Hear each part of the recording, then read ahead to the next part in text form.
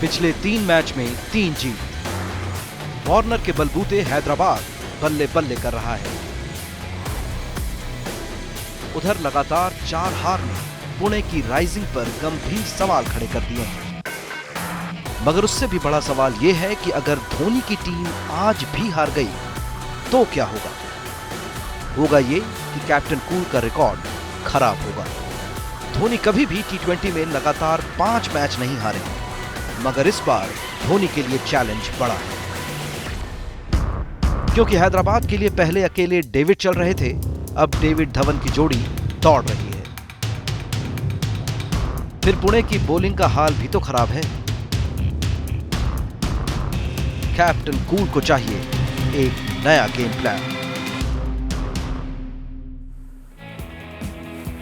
वक्त भी क्या क्या नजारे दिखाता है। आईपीएल क्रिकेट का सबसे सफल कप्तान महेंद्र सिंह धोनी अभी एक ऐसे पड़ाव पे है जहां पर आज शायद पुणे के जरिए यह कप्तान वो देख सकता है जो इससे पहले इस कप्तान ने कभी नहीं देखा था, और वो ये है कि T20 मुकाबलों में 5 लगातार हार झेलना। ऐसा हुआ है कि 4 लगातार हार झेली है महेंद्र सिंह धोनी ने इससे पहले, लेकिन 5 लगातार हार आज तक नहीं झेली है इस कप्तान ने। और दिक्कत की बात इसलिए क्योंकि पॉइंट्स टेबल पर अगर आप नजर डालें तो सनराइजर्स हैदराबाद पिछले 3 मुकाबले जीत चुकी है, ऊपर की तरफ है, और वहीं पे आप पुणे को देखें तो एकदम नीचे की तरफ पंजाब के साथ यहाँ पर जुड़ी हुई आकाश। जी बिल्कुल ऐसे हालात नहीं थे, क्योंकि जब पहले मैच में डिफेंडिंग चैंपियंस को चलता किया इन्होंने, उन्हीं के घर में जाके शेर की मांद में जाके उसको दबोच लेना, तो इसका मतलब आपने बड़ा काम किया। लेकिन उसके बाद ये दहाड़े ही नहीं बिल्कुल भी। ये जो राइजिंग इनके उसमें लोगों में भी है कहीं पे, लेकिन ये राइज कहाँ कर रहे हैं, तो राइज कर ही नहीं रही है टीम।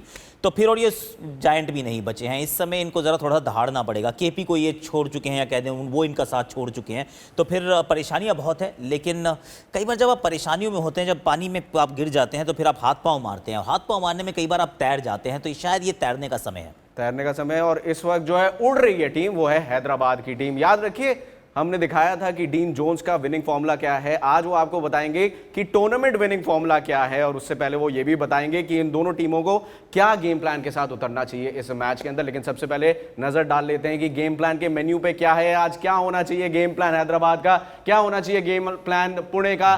लेकिन अच्छी बात इस वक्त हैदराबाद के लिए ये है कि पहले तो सिर्फ डेविड ही थे, लेकिन भाई अब आप शर्तिया कह सकते हैं कि डेविड धवन की जोड़ी लौट आई है। इसके ऊपर विचार विमर्श करेंगे हम आकाश चोपड़ा के साथ।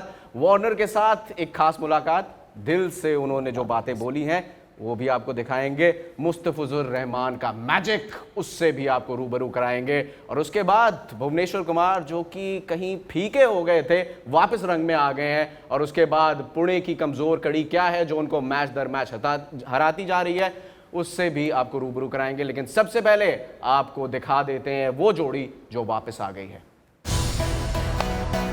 और एक और छक्का शिखर धवन के बल्ले से।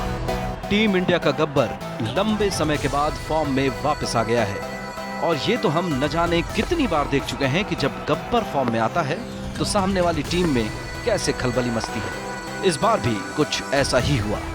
खूबसूरत 6 रन और अपने 50 रन भी पूरे किए। पिछले 2 मैचों में गब्बर चले तो अपनी टीम हैदराबाद की जीत में अहम भूमिका निभाई, मगर इस बार गब्बर यानी शिखर धवन फॉर्म में आए नहीं हैं। कोई है जो उन्हें फॉर्म में लेकर आया है, और वो है उनके ओपनिंग पार्टनर और कैप्टन डेविड वार्नर। वार्नर ने बल्लेबाजी की पूरी जिम्मेदारी अपने कंधों पर कुछ यूं ली कि शिखर पर कोई प्रेशर रहा ही नहीं। लगातार 3 फेलियर्स के बाद शिखर जब क्रीज पर टिके तब भी उन पर तेजी से रन बनाने का दबाव नहीं था, क्योंकि दूसरी तरफ अपने उसी पुराने अंदाज में वार्नर गेंदबाजों की धुलाई किए जा रहे थे, बिना रुके बिना थके। आईपीएल इतिहास में अगर वार्नर शिखर की जोड़ी सबसे सफल बन गई है तो उसकी वजह डेविड वार्नर ही है। इन दोनों की 50+ की पार्टनरशिप फ्रीक्वेंसी सबसे ज्यादा है। लेकिन हैदराबाद के लिए दोनों के रन देखिए तो मामला क्लियर हो जाएगा। गब्बर के मुकाबले वार्नर ने लगभग 2 गुने रन बनाए हैं। फिर इस साल तो वैसे भी डेविड वार्नर कहीं ज्यादा कंसिस्टेंट और मैच्योर हो गए हैं, ऐसा उन्होंने खुद ही कहा है। और उसका असर ये हुआ है कि अपनी टीम को जितवाने के साथ साथ आईपीएल के बैटिंग रिकॉर्ड भी एक एक करके वो अपने नाम किए जा रहे हैं। जिनमें ताजा तरीन ये दोनों हैं जो वार्नर ने पिछले मैच में ही अपने नाम करवाया। आईपीएल में अपनी टीम के लिए बल्ले से सबसे ज्यादा योगदान 27.3% और आईपीएल में सबसे ज्यादा 29 अर्धशतक, वो भी सिर्फ 88 मैचों में। कमाल है ना। अब यही कमाल हैदराबाद के लिए डबल धमाल बन गया है। पहले अकेले वार्नर ने मोर्चा संभाला हुआ था, अब उन्हें गब्बर का भी साथ मिल गया है। भाई डेविड वार्नर के क्या कहने हैं, हर गेयर में खेल रहे हैं, कुछ इस प्रकार खेल रहे हैं कि अब तो वो मौका दे रहे हैं अपने साथी खिलाड़ी को भी फॉर्म में आने का। और यही देखा है हमने पिछले 2 मैचों में शिखर धवन के साथ। शिखर धवन जिनका एक बेहद लीन पैच सूखा पड़ा हुआ था, अकाल पड़ा हुआ था उनके फॉर्म में, पिछले 2 मैचेस में कुछ बिल्डिंगें बन गई हैं यहाँ पर। आकाश इतने जबरदस्त रहे हैं डेविड वार्नर कि यहाँ पर मौका दिया है कि आए और खेल के जाएं। लेकिन क्या फॉर्म में आपको सही में लग रहे हैं? देखिए अभी तो नहीं लग रहे हैं, लेकिन फॉर्म और आउट ऑफ फॉर्म में सिर्फ इतना ही अंतर होता है।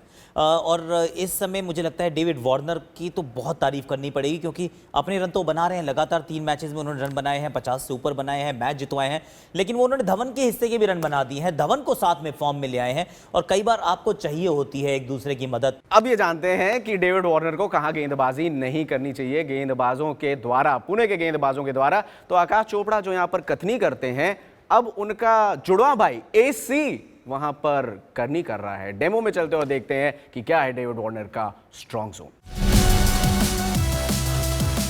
डेविड वार्नर की जरा आज हम स्ट्रॉन्ग जोन की बात करते हैं। इन द जोन में, क्योंकि वैसे तो आजकल उनका स्ट्रॉन्ग जोन बहुत स्ट्रॉन्ग हो चुका है, डबल मजबूत है ये।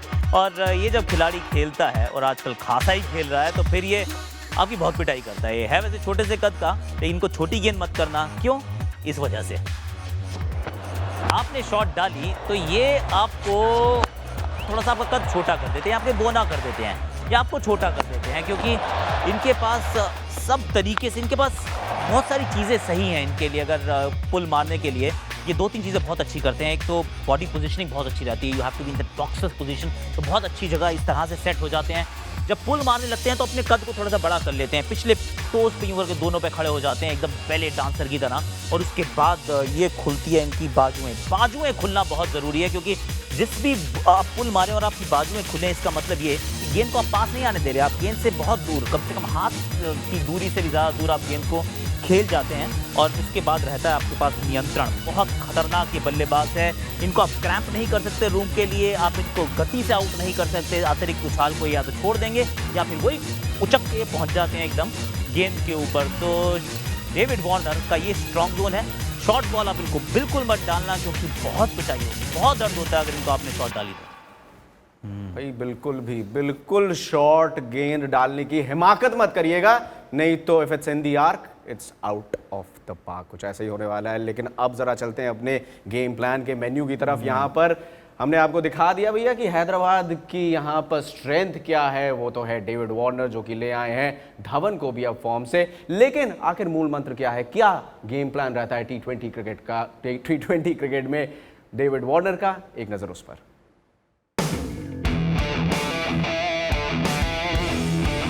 When I first came on the scene, I played the 2020 stuff. I went out there, didn't really know how to build an innings. It was just basically go from ball one. If it came off, it came off. So I really had to go back and work hard on how to build an innings in one-day format. Same thing, work out in 2020 cricket, that it's not just about going out there and slogging it. You actually have to have a game plan. It's about me trying to work out how can I best not defeat but tackle that bowler coming into me. It's nothing to do with the way you approach the game, it's whether your mechanics are in the right position. If my feet are moving, my head's still. If my head is not still, nothing's moving at all. And that's the thing, you want to make sure that your head is in line with the ball, your head's still, and everything's moving in line. Yeah, look, I think from where I stand, it was more an upbringing from where I was. If someone was going at you, you didn't back down, you never back down. And that's something that has been embedded into me as a youngster. I've always taken the challenge, and it's almost like you have to have the last say. And that's something that happens on the field. If someone's going to keep niggling at you, you want to sort of give it back. But there's times where you have to really pull it back in and be a little bit more mature. And you know, that comes with age, that comes with having you know, a young family as well, having someone who's guided me to where I am at the moment, and you know, a lot of that comes down to my wife. She's been very, very good for me. She got me back on the straight and narrow. It's been a blessing in disguise. It's been something that I've really have enjoyed, and I'm going to cherish for the rest of my life. ये हैं हैदराबाद की तरफ से उनके batting superstar. अब गेंदबाजी की बात करते हैं और चलते हैं कि कौन है हैदराबाद की तरफ से उनके बॉलिंग सुपरस्टार। एक ऐसा गेंदबाज जिसकी गुत्थी अब तक शायद ज्यादा बल्लेबाज नहीं सुलझा पाए हैं। आखिर कैसे डिकोड कर सकते हैं आप मुस्तफिजुर रहमान को? एक नजर उस पर।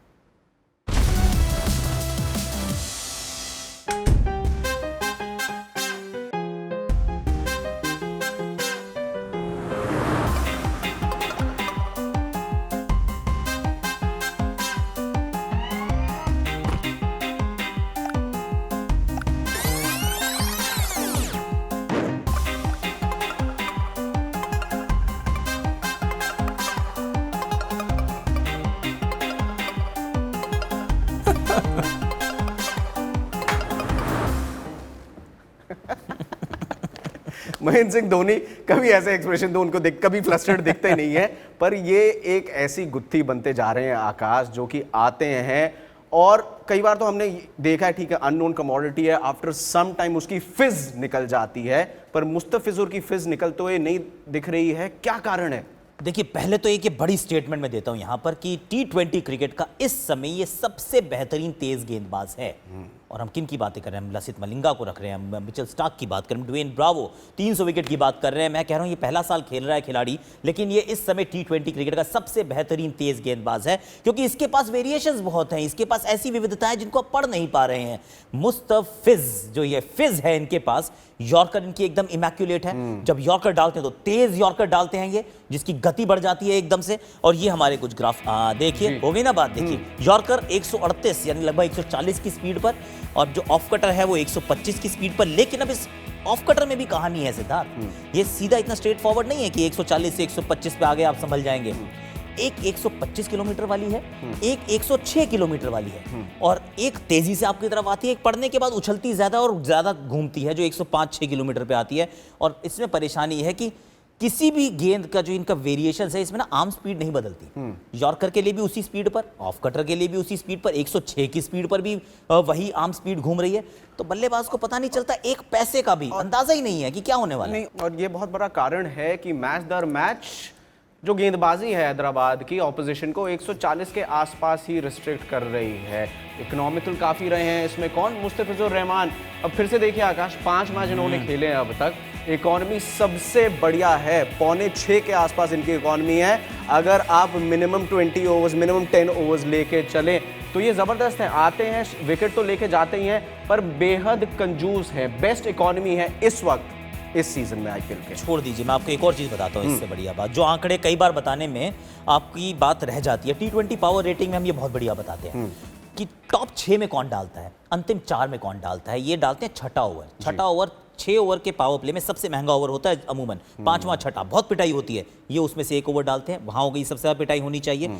16, 18, 20 इनमें ये आखिरी 5 में 3 ओवर ये डालते हैं, वहां पे भी सबसे ज्यादा पिटाई होती है। उसके बावजूद 5.8, क्योंकि बाकी जितने नाम हमने दिखाए थे वो 7, 6 के बाद आते हैं और 14 से पहले निपट जाते हैं। ये ऐसा खिलाड़ी नहीं है, ये टॉप पे भी डालता है, टेल में भी डालता है, लेकिन इसकी गुत्थी को आप सुलझा नहीं पा रहे। इस वजह से इस आईपीएल का इस समय ये सबसे बड़ा सुपरस्टार। इनके साथ साथ एक और ऐसे इंडियन गेंदबाज है जिन्होंने वापस लय प्राप्त कर लिए, और हम बात कर रहे हैं भुवनेश्वर कुमार की। ज्यादा पुरानी बात नहीं थी कि हम सब ये कह रहे थे कि कहां चली गई भुवनेश्वर कुमार की स्विंग। अब तो दोनों तरफ से आ गई है, अंदर भी आती है आकाश, बाहर भी जाती है। और फिर से ये जो उनका सबसे बड़ा वेपन था पावर प्ले के अंदर स्विंग कराते हुए विकेट लेना, वो वापस आ गया है।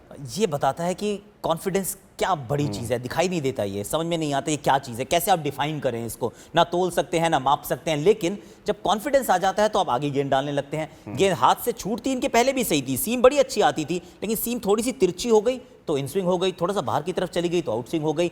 आगे डाल रहे हैं विकेट टेकिंग लाइन, और मोर इंपॉर्टेंटली लेंथ पे डाल रहे हैं, और फिर स्लिप भी रखते हैं। कॉन्फिडेंस इस समय वाह वाह है, और इस वजह से हैदराबाद का जरा सूरज इस समय थोड़ा सा उठ गया है, वो थोड़ा सा ये निकल आया है, और इसका थोड़ा सा क्रेडिट आपको मुस्तफिजुर को भी देना पड़ेगा, क्योंकि एक दूसरे के साथ ना आप you feed of somebody's confidence. Mustafizur अगर इतना अच्छा कर रहे हैं तो भुवनेश्वर कुमार भी उनके साथ जुड़ गए, जैसे धवन जुड़ गए थे वार्नर के साथ। अच्छा, आपको एक चीज पता है, कॉन्फिडेंस की आपने बात की थी, डीन जोन्स जो हैं उनका कॉन्फिडेंस जो है वो अलग ही लेवल पे इसलिए चला गया क्योंकि उन्होंने बोला था कि जॉनसन खेलेंगे, और जॉनसन खेले पिछले मुकाबले में, तो अब वो एक विनिंग फॉर्मूला, ठीक, यानी कि टूर्नामेंट विनिंग फॉर्मूला लेके आए हैं, TW फॉर्मूला। क्या ये फॉर्मूला, एक नजर उस पर।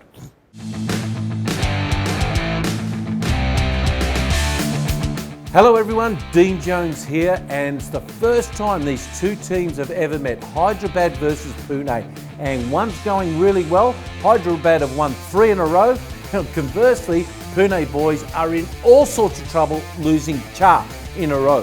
So let's have a look at the board. Hyderabad 10 wins, Dole losses. So I want to talk to you about this. Let's look at this tournament winning formula. Now, all the T20 competitions in the world, the team that's won the competition average 168 with the bat, and the opposition, when they bowl, they restrict them to 157. Now, using that as a template, as a formula, let's see how Hyderabad are going. They're going at 166. Tick, they're close, but their bowling still needs improvement, judging from 157. Now, win the power play. That's what I'll be saying. And Sunrisers have been doing that. If you win the power play, the Ek to Char overs, you'll win most games, 70 to 75% of the game. Now, interestingly, Hyderabad in overs Ek to Char, 37 runs. Number 1, Ek in the competition. Pune only get 25. The worst in the competition. So all in all, this is where Pune must improve. The team, I would not change much at all, no change. But the bottom line is, this is where they need improvement. Remember the problem with the bowling? Bhuvi must get better here, 8.5, too expensive. San, too expensive. But the Fizz, 5.7, tick, tick, tick, is the best in the competition. They should go close to winning this game. ये तो कह रहे हैं कि हैदराबाद की गेंदबाजी में भी दिक्कत है, उनको सुधार की जरूरत है। यहाँ पर पुणे के लिए क्या बोले फिर हम? महेंद्र सिंह धोनी क्या सोच रहे होंगे? भैया उनको तो अगर कोई चीज़ फंसा रही है तो गेंदबाजी ही फंसा रही है। उसके बारे में हम बात करेंगे ब्रेक के बाद। आप देखते रहिए गेम प्लान।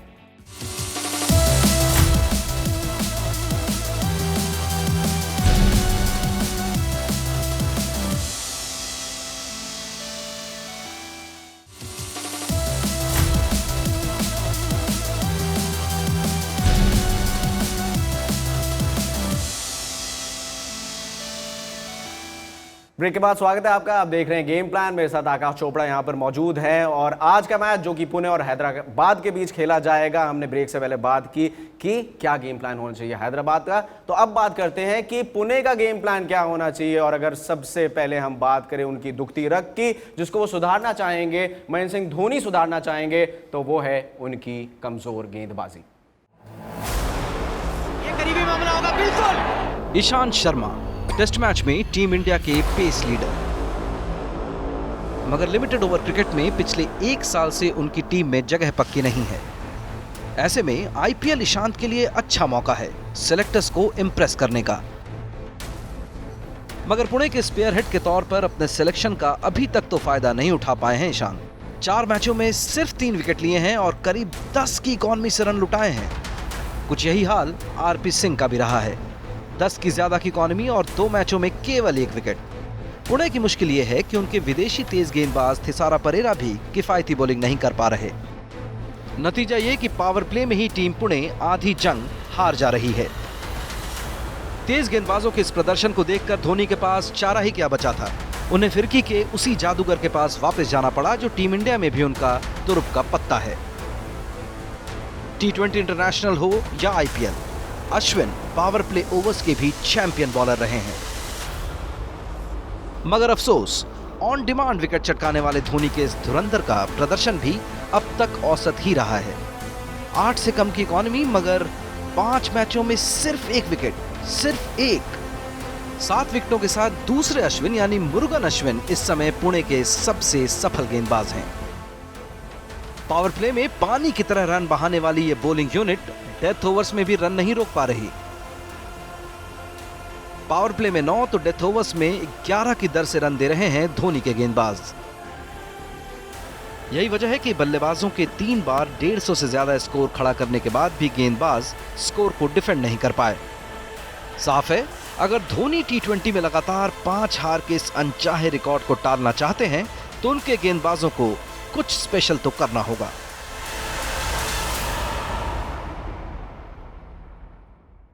टूर्नामेंट से पहले जिस चीज का डर था वही हो रहा है। हमने टूर्नामेंट से पहले भी यही बात की थी आकाश की ऑन पेपर बड़ी लिफाफिया ये बॉलिंग यूनिट दिख रही है और ऑन फील्ड भी कुछ वैसा ही हिसाब किताब। जी बिल्कुल, तो ये बात सही है कि अगर आप सही तरीके से अगर एक टीम को पढ़ें और उसका स्वॉट एनालिसिस जिसे कहते हैं वो करें, तो वो जो W रहता है वीकनेसेस के लिए, तो वीकनेस वहाँ है ना, वो कमजोरी है और वो कमजोरी बार बार उभर कर आ रही है। उसकी 2 वजहें, एक तो ये मुझे लगता है कि ठीक कॉम्बिनेशन बॉलिंग का ये खिला नहीं पा रहे हैं, क्योंकि ईश्वर पांडे अभी तक एक मैच भी नहीं खेले हैं, जो मेरी समझ के थोड़ा सा परे है। इन्होंने सबको ट्राई किया है, ईश्वर पांडे को नहीं किया। उसके बाद जो आपके पास रविचंद्रन अश्विन नाम का तुरुप का इक्का था, जो माना जा रहा था है ड्राफ्ट में दूसरे नंबर पे पिक हुए थे वो रविचंद्रन अश्विन, अब उनको आप गेंदबाजी पूरी नहीं करा पा रहे हैं। तो इसका मतलब 2 जो आपके पास, ठीक है ईश्वर पांडे T20 के कोई सुपरस्टार नहीं है, लेकिन फिर भी जो आपके पास बाकी भारतीय तेज गेंदबाज है उनसे बेहतर है, पहली बात। और दूसरी बात, जो अश्विन है वो उनसे आप काम नहीं करवा रहे, तो परेशानियां तो हैं। क्या करेंगे, क्या कहेंगे महेंद्र सिंह धोनी? जहां 2 कर रहे हैं, 3 कर रहे हैं ओवर रविचंद्रन अश्विन, वहां पर पूरा कोटा कराएंगे। उसके अलावा तो जैसे हम टीम इंडिया के लिए कहा करते थे कि भैया गेंदबाजी कमजोर है, अगर बचा सकते हैं तो बल्लेबाजी बचा सकते हैं, क्या वही फॉर्मूला अपनाना होगा? परेशानी है कि बल्लेबाजी भी कोई ऐसी नहीं है जिसको देख के आप बोले वाह वाह वाह क्या बैटिंग है ये। शुरुआत में अजिंक्य रहाणे और फैफ डू प्लेसी दोनों अच्छा काम कर रहे हैं, ठीक ठाक काम कर रहे हैं, लेकिन उसके बाद क्या है, अब केपी तो है नहीं, तो उनकी जगह अब सौरभ तिवारी आ गए हैं। स्टीव स्मिथ रनर बॉल बना रहे हैं, जब भी खेलते हैं कुछ रनर बॉल 100 के स्ट्राइक रेट के आसपास ही चलता है उनका जो खेलने का अंदाज है। महेंद्र सिंह धोनी इस टीम को बचा सकता है, सिर्फ एक खिलाड़ी इस टीम को बचा सकता है जो इस डूबती नैया को पार लगा सकता है, लेकिन उसके लिए उनको एक काम करना पड़ेगा, खुद थोड़ा सा ऊपर आना पड़ेगा, क्योंकि पिछले मैच में सिर्फ 17 गेंदें बची थी जब वो आए। 190 के स्ट्राइक रेट से उन्होंने कुछ 6, 7, 8, 10 गेंदें खेली और 117-18 रन उन्होंने बनाए। सोचिए अगर वो 25 बॉलें खेल जाते, 25 खेलते तो बनाते 45 रन, और 45 रन का मतलब था कोलकाता 100% वो मैच हारता। तो फिर इसकी सफलता की जो चाबी है, जो ताले की चाबी है, वो धोनी की जेब में है, या कहूँ धोनी का बल्ला है। अगर कोई बचा सकता है तो धोनी का बैट बचा सकता है, उसके लिए थोड़ा सा ऊपर आना पड़ेगा। टीम में कोई बदलाव? मैं तो ईश्वर पांडे को खिलाऊंगा इस पिच पे, क्योंकि जब आप हैदराबाद में खेलते हैं तो वहाँ सीम थोड़ा सा ज्यादा होती है, बहुत सारे स्पिनर्स के साथ खेल रहे थे, तो ईश्वर पांडे के लिए एक जगह बनाइए। हो सकता है अंकित शर्मा की जगह बना लीजिए, लेफ्ट आर्म स्पिनर हैं। एलबी मॉकल और थिसेरा परेरा, ये मेरे ना तो पहले 6 ओवर के गेंदबाज हैं, ना ही मेरे अंतिम 4 के गेंदबाज हैं, तो इनके ऊपर आप ज़्यादा विश्वास मत कीजिए। बहुत रन देंगे, जहां किसी अच्छे बल्लेबाज के हत्थे चढ़े तो पिटाई बहुत होने वाली है, तो इसलिए ईश्वर पांडे उनकी तरफ मैं ज़रूर रुख करूंगा। अच्छा, अगर आज ईश्वर पांडे खेलते हैं तो आप अपना दाव जो है पुणे पे लगाएंगे?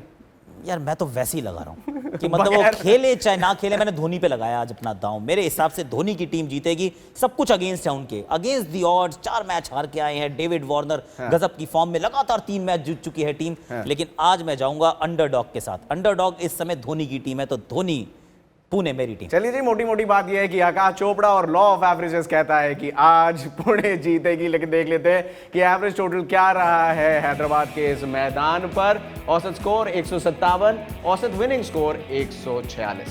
चलिए, ये तो रहा आज का गेम प्लान, लेकिन कल हम फिर से लौटेंगे। कल गुजरात और दिल्ली का मैच है, दोनों फॉर्म टीमें हैं, और कल आपको यह भी दिखाएंगे कि गुजराती अंदाज में सेलिब्रेशन कैसे होती है। आज मेरा और आकाश की तरफ से इतना ही। Thank you so much.